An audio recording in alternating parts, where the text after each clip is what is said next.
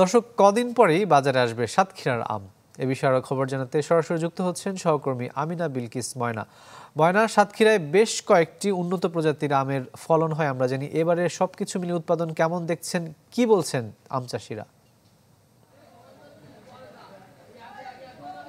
রাকিব, আপনি যেমনটি জানতে চাচ্ছিলেন, আমি দাঁড়িয়ে আছি সুলতানপুর বড় বাজারে। এখানে কাঁচা সবজি থেকে শুরু করে মাছ, মাংস, ডিম এবং মুদির সব নিত্য পণ্য কিন্তু এখানে পাওয়া যায়। এখানে আম, প্রচুর পরিমাণে আম এই বাজারে আসে। এখানে আড়ত আছে, এখানে ব্যবসায়ীরা তাদের আমগুলো নিয়ে আসে। আপনাকে বলে রাখা দরকার, আজ আম পাড়া হবে, 3 জাতের আম পাড়া হবে।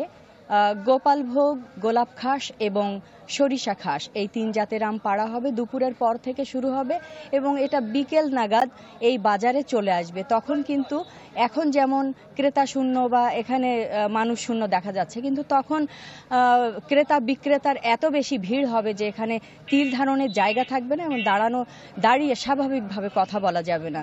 তো এই আমগুলো কিন্তু এবার আম চাষিরা যেমনটি বলছিলেন যে অন্য বার যেমন বাংলাদেশের বাজার চাহিদা মিটিয়ে বাইরেও পাঠানো হয়, এই আম কিন্তু এবার এত বেশি কম হয়েছে যে আম বাইরে পাঠানো যাবে কিনা সেটি সন্দিহান। এটা আম চাষিদেরকে জিজ্ঞেস করেছিলাম, তারা জানিয়েছেন যে এই আম প্রতি কেজি 50 টাকা কেজি দরে বিক্রি হবে।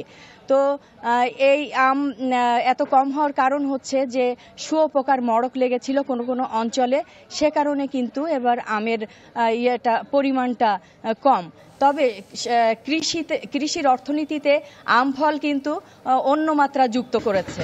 রাকিব, এই ছিল আম বাজারের সর্বশেষ পরিস্থিতি। ময়না, আপনাকে ধন্যবাদ। দর্শক, সাতক্ষীরা থেকে আমের উৎপাদনের সবশেষ খবর জানাতে যুক্ত হচ্ছিলেন সহকর্মী আমিনা বিলকিস ময়না।